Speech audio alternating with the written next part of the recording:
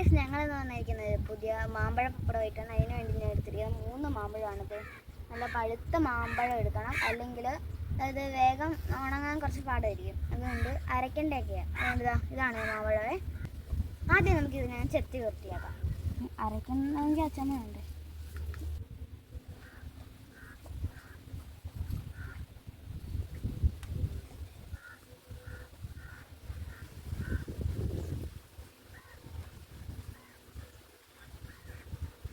Guys ഞാനിത് 3 ചെത്തി എടുക്കാൻ പോവാണ്. പറഞ്ഞാൽ ഞാൻ ഇത്ര ആക്കിയിട്ടുണ്ടേ. നമ്മുടെ ഒരു പ്രത്യേകത ഉണ്ട് ഈ മാങ്ങയ്ക്ക്.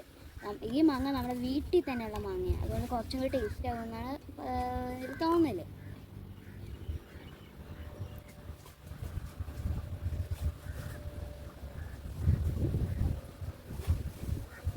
അപ്പം ഞങ്ങൾ 3 എണ്ണം ഞാൻ വൃത്തിയാക്കി കഴിഞ്ഞു.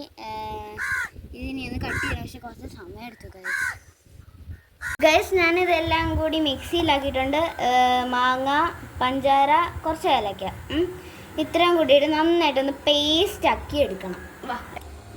ഗൈസ് ഞാനിത് പേസ്റ്റ് പോലെ ആക്കിയിരിക്കുകയാണ്. ഇനി നമുക്കിത്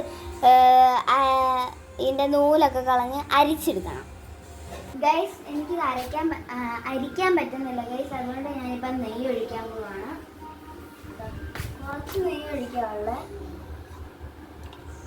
കുറച്ച് നെയ്യ് മതി. ഇങ്ങനെ നന്നായിട്ട് സ്പ്രെഡ് ചെയ്ത് കൊടുക്കണം. ഇത് ഇതിൽ പിടിച്ച് നിന്നിരിക്കാതിരിക്കാൻ വേണ്ടിയാണ് ഈ നെയ്യ് ഇങ്ങനെ ചെയ്ത് കൊടുക്കുന്നത്.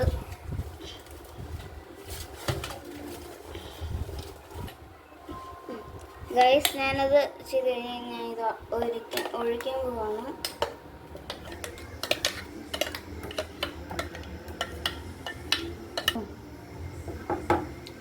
ഗൈസ് ഞാൻ 2 പാത്രം എടുത്തിട്ടുണ്ട്. അപ്പം ഞാൻ ഒരെണ്ണത്തിലോട്ട് ഇങ്ങനെ ഒഴിച്ചുകൊണ്ടിരിക്കുകയാണ്. അത് നല്ല വലിയ പാത്രമാണ്. ഫുള്ള് റെഡിയാക്കട്ടെ. ഞാനാണെങ്കിൽ 3 പാത്രം എടുത്തിട്ടുണ്ടായിരുന്നു. ഞാനത് ഒഴിച്ചിട്ടുണ്ട്. കട്ടി കുറച്ച് കൂടിപ്പോയി. ഇനി നമുക്ക് ഇതിനെ ഉണക്കാൻ വെക്കാം. ഗൈസ് ഞാനിത് ഈ കല്ലിൽ വെക്കാൻ പോവാണ്. 3 എണ്ണം വെച്ചിട്ടുണ്ട്. അത് വലുത് ചെറുത് അങ്ങനെ ഹൈറ്റ് ഓർഡർ ആയി. ഓക്കെ വാ. ഇനി ഇത് 3 ദിവസം കഴിഞ്ഞ് എടുത്തു. നല്ല ടേസ്റ്റാണ്, എല്ലാവർക്കും ഇഷ്ടപ്പെടും. ഇത് ഒരാഴ്ച അല്ല അതിൽ കൂടുതലിരിക്കുന്ന സാധനമാണ്. ഇത് ഉണങ്ങിക്കഴിഞ്ഞ്